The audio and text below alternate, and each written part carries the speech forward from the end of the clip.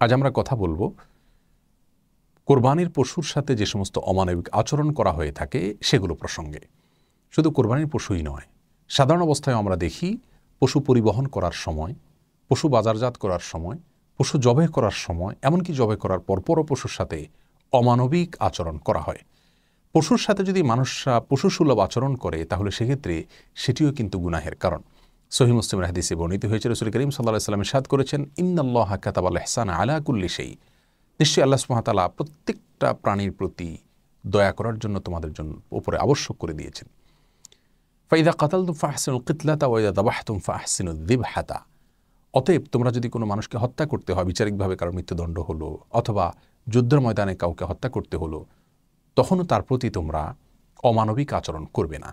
আর যখন কোনো পশু জবাই করতে হবে তাকেও বিনা প্রয়োজনে তোমরা অতিরিক্ত কষ্ট দিবে না, যত কম কষ্ট দিয়ে সম্ভব জবাই করবে। এবং সেজন্য তিনি এই হাদিসের পরবর্তী অংশে বলেছেন, তোমরা ছুরি বা চাকুকে ভালো করে ধার দিয়ে নিবে যাতে করে যথাসম্ভব কম কষ্ট দিয়ে তাকে দ্রুত জবাই করা যায়। প্রিয় দর্শক, এই হাদিসের আলোকে আমরা কোরবানির সময় বা সাধারণ সময় পশু পরিবহনের ক্ষেত্রে একটি চিত্র দেখতে পাই, সেটি সম্পূর্ণরূপে অবৈধ এবং গুনাহের কাজ। আর সেটি হলো, আমরা জানি যে দেশের প্রত্যন্ত অঞ্চল থেকে অনেক সময় 10, 12, 15, 20, 22 ঘন্টা পর্যন্ত কোনো কোনো ক্ষেত্রে পশুকে ট্রাকে দাঁড় করিয়ে রাখা হয় এবং কোনোভাবে যেন বসতে না পারে সেজন্য দুই পায়ের মাঝখানে বাঁশ বেঁধে দেওয়া হয়, যে পশু বসতে গেলে তার কষ্টের কারণ হবে, পশু বসতে গেলে জায়গা বেশি লেগে যাবে অথবা অন্য পশু আঘাতপ্রাপ্ত হবে বা ব্যবসার দিক থেকে ক্ষতি হবে বা ট্রাকে অল্প জায়গায় বেশি পশু উঠানো যাবে। এই সমস্ত দৃষ্টিকোণ থেকে এই যে একটি অমানবিক আচরণ করা হয়, গরু স্বভাবগতভাবে একটু পরপরই বসতে বা শুইতে অভ্যস্ত, সেই পশুটিকে যদি আপনি 10-20 ঘন্টা পর্যন্ত দাঁড়িয়ে থাকতে বাধ্য করেন, তাহলে সেটি কতটা কষ্টের কারণ তার সেটা বলাই বাহুল্য। আমরা যা দেখি এই সমস্ত পশুগুলোর চোখ থেকে অঝোর ধারায় পানি পড়তে থাকে।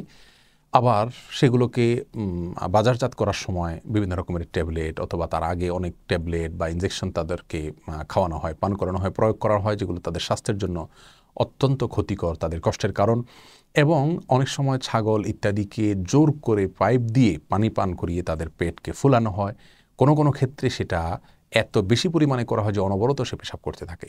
এ ধরনের অনেক অমানবিক আচরণ বাজারজাত করার সময় করা হয়ে থাকে। এমনকি ছাগল বাজারে যখন উঠানো হয় তখন এত টাইট করে বাঁধা হয় যে কোনোভাবে সে বসতে পারে না, সকাল থেকে রাত পর্যন্ত এভাবে দাঁড় করিয়ে রাখা হয়। প্রিয় দর্শক, এই আচরণগুলো সম্পূর্ণরূপে জঘন্য এবং গুনাহের কাজ।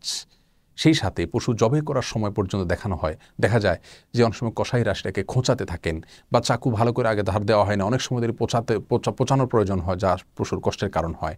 অনেক সময় জবাই করার পর পশুর চামড়া ছেলা শুরু করা হয় অথবা পায়ের খুর ইত্যাদি কাটা শুরু করা হয়, যা তার প্রাণ বের হওয়ার আগে তার শরীরে এরকম পোঁচ দেওয়া বা চাকু দিয়ে কাটাকাটি করা, এগুলা তার জন্য কষ্টের কারণ। এই সমস্ত বিষয়গুলো ইসলামের শরিয়ার দৃষ্টিকোণ থেকে খুবই জঘন্য, ভুল এবং অন্যায় কাজ।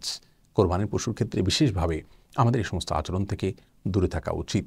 আপনি যে পশু জবাই করে আল্লাহ সুবহানাহু ওয়া তাআলার সন্তুষ্টি চাচ্ছেন, সেই পশু যদি পরিবহন থেকে নিয়ে বাজারজাত থেকে নিয়ে জবাই করার সময়, জবাই করার পরে সর্বক্ষণ তাকে যদি অযাচিতভাবে আপনি কষ্ট দেন, তাহলে কোনোভাবেই কিন্তু আপনি আপনার রবকে সন্তুষ্ট করতে পারবেন না। এই জন্য এই বিষয়গুলোর প্রতি আমাদের বিশেষভাবে সাবধান হওয়া উচিত। আল্লাহ সুবহানাহু ওয়া তাআলা আমাদের সকলকে সব ক্ষেত্রে মানবিক এবং দয়াপরবশ হওয়ার তৌফিক দান করুন। আসসালামু আলাইকুম ওয়া রাহমাতুল্লাহি ওয়া বারাকাতুহু।